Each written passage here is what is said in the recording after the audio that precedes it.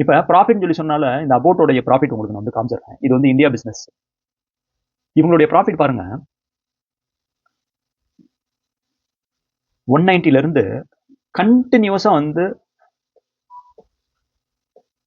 593, 691,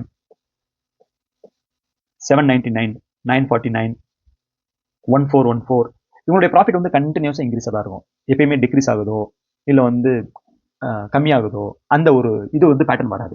இந்த ரீசனுக்காக தான் எப்பயுமே, அதாவது மார்க்கெட் வந்து ஒரு விஷயத்தை வந்து லைக் பண்ணும், ஸ்டேபிள் கன்சிஸ்டன்ட் பிசினஸ் வந்து லைக் பண்ணும். இப்போ நீங்க வந்து எஃப்எம்சிஜி பிசினஸ் இருக்கு, எப்பயுமே அதோட பி வந்து அதிகமாக ட்ரேட் 40, 50 அது மேலே தான் ட்ரேட் ஆகும். இப்போ ஹிந்துஸ்தான் யூனிலிவர் எடுங்க, நெஸ்லே எடுங்க, அவங்களுடைய பீலாம் பார்த்தீங்க அப்படின்னா 60, 70, 80 அந்த மாதிரி தான் ட்ரேட் ஆகும். ஏன் அப்படின்னா மார்க்கெட் எப்பயுமே வந்து கன்சிஸ்டன்ட் ப்ராஃபிட்டை விரும்பும்.